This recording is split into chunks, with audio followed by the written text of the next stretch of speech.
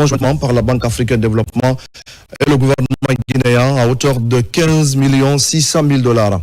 Abdul Karim Kamara. Au commencement est l'état d'un environnement économique et financier.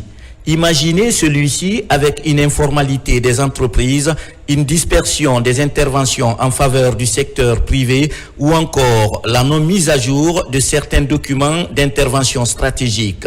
Aujourd'hui, le projet d'appui au développement industriel et à la résilience des PME, PADIR PME, est ce dispositif qui pallie ces insuffisances en Guinée.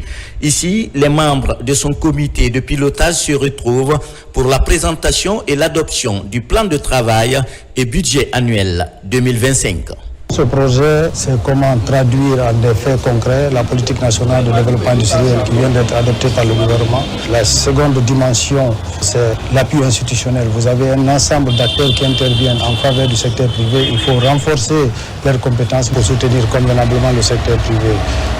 La troisième dimension, on a besoin vraiment d'avoir des instruments qui répondent de façon appropriée aux besoins réels du secteur privé et du secteur industriel en République guinéenne. Le PADIR PME a 3 composantes et les structures bénéficiaires des activités planifiées pour 2025 sont pour la plupart logées au ministère du Commerce, Industrie et PME. Cela arrive à un moment où un recensement général des entreprises industrielles a donné naissance à une cartographie de l'industrie guinéenne. Ce projet nous appuie pour continuer ce travail que nous avons déjà commencé dans le cadre de la mise en œuvre de la politique. Donc la vulgarisation de la politique nationale de développement industriel sur l'élaboration des textes réglementaires, dans la mise en œuvre du Conseil national de l'industrie.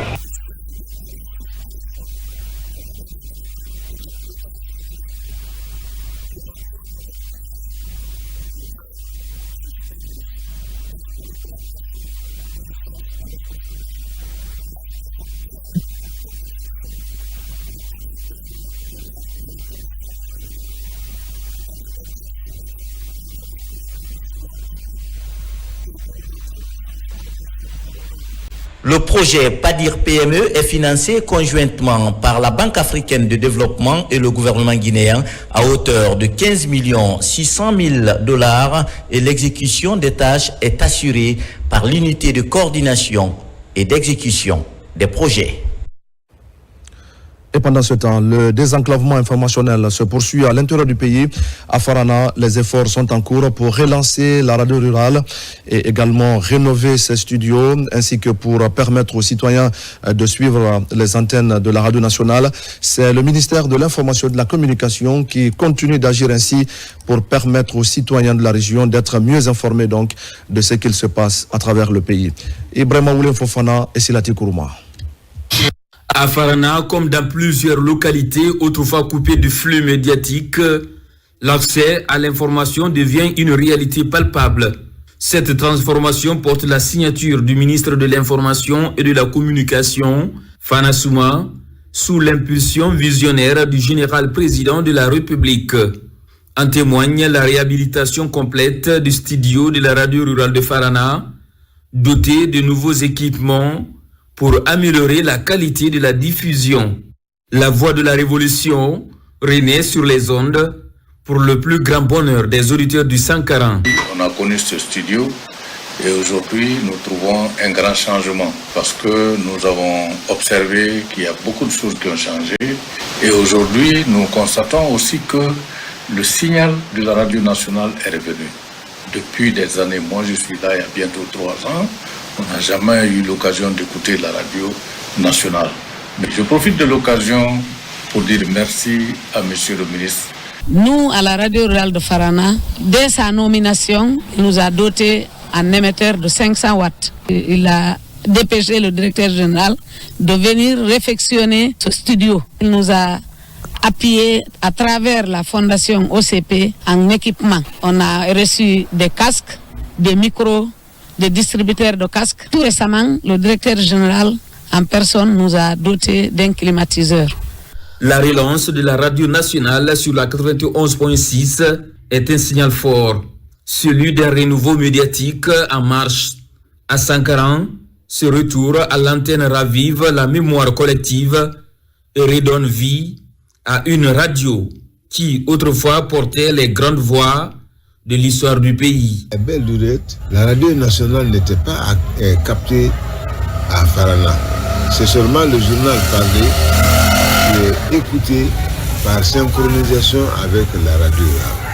Aujourd'hui, Monsieur le ministre de l'Information et de la Communication, sur orientation de son Excellence, Monsieur le Président de la République, le général Mamadi Doumbouya, a réussi à faire écouter la radio nationale librement et par les citoyens. Ceci est un motif de satisfaction pour nous. Il y a des radios à Farana ici, mais si nous avons accès à la radio de l'État, cela n'est qu'un ouf de soulagement, car désormais, aucune information nationale nous échappe. Et nous remercions le ministre Fana qui est à la base de ça. Nous remercions également le président général Mamadi Doumbouya pour ses initiatives. L'un des freins majeurs à l'accès à l'information, c'était l'abandon des sites de diffusion. Aujourd'hui, le ministre Fana Souma entend inverser la tendance. Objectif, rendre opérationnels tous les relais de la radio et de la télévision nationale. Sankaran en est un exemple concret. C'est la vision du président de la République, le général Mamadi Doumbouya, qui a été matérialisée par son gouvernement à travers le ministère de l'Information et de la Communication. C'est un acquis parmi tant d'autres et bien évidemment dans les semaines, jours à venir, on aura la possibilité de doter le site de diffusion et le siège régional de la RTG, aussi la radio rurale, en système solaire autonome. À Farana, les autorités applaudissent cette dynamique de refondation. Pour le préfet de la localité, les efforts du ministre de l'Information ne sont pas seulement visibles, ils sont palpables. Un soutien déterminant qui renforce la redevabilité de l'administration publique et rapproche les citoyens de l'action gouvernementale. Nous allons à présent au Maroc pour parler de la tenue à Casablanca de la 3e édition du Women Summit. C'est un rendez-vous panafricain qui expose et encourage le leadership féminin dans les secteurs économiques, politiques et sociaux. À cette rencontre, la ministre guinéenne de la Pêche et de l'économie maritime a marqué par son engagement en faveur des femmes qui évoluent dans les métiers de la mer. Kadiatou Souleymane Keita. Elles sont ministres, leaders, entrepreneurs, femmes de président et militantes venues de tout le continent et d'ailleurs se donnent rendez-vous à Casablanca au Maroc pour faire entendre leur voix et échanger sur les défis de demain. C'est à l'occasion de la 3e édition du Women Summit qui s'affirme aujourd'hui comme une plateforme incontournable pour celles qui veulent construire une Afrique plus équitable, résiliente et prospère. Une édition qui est dédiée pour l'empowerment des femmes, pour l'inclusion au féminin et aussi pour la création des ponts entre l'Afrique et aussi les pays européens. Donc on a reçu pour cette édition son Excellence la 2e dame du Libéria avec Madame la ministre de la Pêche maritime de la Guinée et principalement je dis un grand merci à toute la délégation qui ont fait le déplacement, qui ont libéré leur agenda pour venir, pour faire rayonner la Guinée. Merci beaucoup Madame. Et pour présenter la femme guinéenne et sa force. Cette édition a vu la participation remarquée de Fatima Camara, ministre guinéenne de la Pêche et de l'économie et maritime, accompagnée d'une forte délégation composée majoritairement de femmes, a partagé son expérience et sa vision pour un secteur maritime plus inclusif et durable, avec des politiques d'intégration de femmes dans la chaîne de valeur de la pêche du littoral à l'exportation. Alors ce sommet nous a permis de venir parler de l'expérience guinéenne, le rôle que ces femmes jouent tous les jours au quotidien dans le rôle du secteur de la pêche, pouvoir échanger, mais aussi attendre de retour de nouvelles expériences et des perspectives de collaboration avec des femmes marocaines et d'autres femmes de d'autres pays, parce que nous avons vu qu'il y avait la présence du Libéria, du Sénégal. Je voulais ici rappeler la coopération qui existe entre le Royaume du Maroc et celle de la Guinée, date depuis très longtemps. Et principalement dans le domaine du secteur de la pêche, le roi Mohamed VI, que Dieu l'assiste, a contribué énormément en termes d'infrastructures dans notre pays. Cette troisième édition du Women Summit a connu plusieurs nouveautés, notamment la remise des Ubuntu Awards, une initiative phare visant à récompenser les femmes et acteurs engagés qui contribuent activement au développement durable, à l'innovation sociale et à l'autonomisation des communautés en Afrique. Santé, avec la reconstruction du centre de santé de Dixine et la rénovation de celui de Afia, ici même à Conakry. La pose de la première pierre pour ces deux travaux a eu lieu cette semaine en présence de plusieurs personnalités. Le délai d'exécution est de 6 mois. Compte rendu Moussa Kouyaté. La reconstruction et rénovation de ces deux structures de santé ont été rendues possibles grâce à l'implication des autorités sanitaires de la commune de Dixine. La pose de la première pierre a mobilisé ici au centre de santé de Dixine autorités religieuses, communales et administratives. Ça fait un bon moment que nous avons mené des plaidoyers par rapport à ces réalisations des deux projets, le centre de santé Dixine et Afia. Je demande à ce que le projet là soit réalisé dans le délai imparti. Les 6 mois demandés, vraiment, nous exhortons les entreprises de réalisation de respecter le délai. Grâce à cette rénovation et reconstruction, nous allons le rendre plus accueillant, afin que chaque patient se sente entre de bonnes mains. Je m'engage personnellement ainsi que mon équipe à réaliser ces travaux avec le plus grand soin, en respectant le délai, tout en veillant à ce que nous utilisons des matériaux durables et respectueux de l'environnement. Au-delà de la reconstruction et rénovation, les responsables sollicitent l'équipement pour mieux servir les citoyens. Le bâtiment sera reconstruit, qui sera vraiment à l'attente non seulement de nos agents et de la population.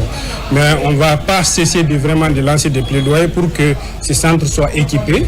C'est un centre bien construit. Si les équipements manquent, je crois que les travaux seront un peu difficiles. Nous allons demander aussi à la population de pouvoir bien entretenir, parce que nous, l'autorité nous donne l'occasion ou bien les moyens de faire des bijoux pour nous. Mais l'entretien n'est pas notre fort, c'est ce qui fait défaut. Donc nous demandons à tout le monde, que ce soit ceux-là qui sont dans les centres, la population, qu'on se donne les mains pour qu'après ces réalisations, que nous puissions vraiment entretenir. Des messages de paix suivis de bénédictions ont ponctué cette cérémonie de lancement officiel des travaux de reconstruction et rénovation des centres de santé de Dixine et de Afia, ici à Conakry. Et enfin, sensibilisation des citoyens de Koya et Taouya sur le recensement biométrique. C'est une initiative de l'Association des jeunes pour la promotion de la démocratie et de la bonne gouvernance. L'objectif est d'encourager ceux-là qui ne se sont pas encore fait recenser à passer devant les machines. Moussa Bangoua. Association des jeunes pour la promotion de la démocratie et de la bonne gouvernance poursuit sa campagne de masse. Après Boulbiné, à Kaloum, ce mouvement de jeunes est à Taouya, commune de Ratoma. Là, des porte-à-porte ont été faits.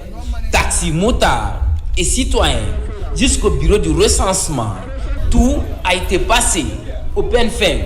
Mieux, au marché Taouya, les femmes marchandes ont été aussi sensibilisées à se faire recenser pour l'acquisition des documents administratifs. On n'a qu'à venir se recenser et chercher les jugements supplétifs pour venir vous recenser. Si on s'engage, on est obligé de respecter notre engagement. Plus loin, à Fili 2, un des quartiers de la commune urbaine de Koya, des causeries éducatives ont été aussi organisées. Jeunes, femmes et sages ont été édifiés sur l'importance du recensement.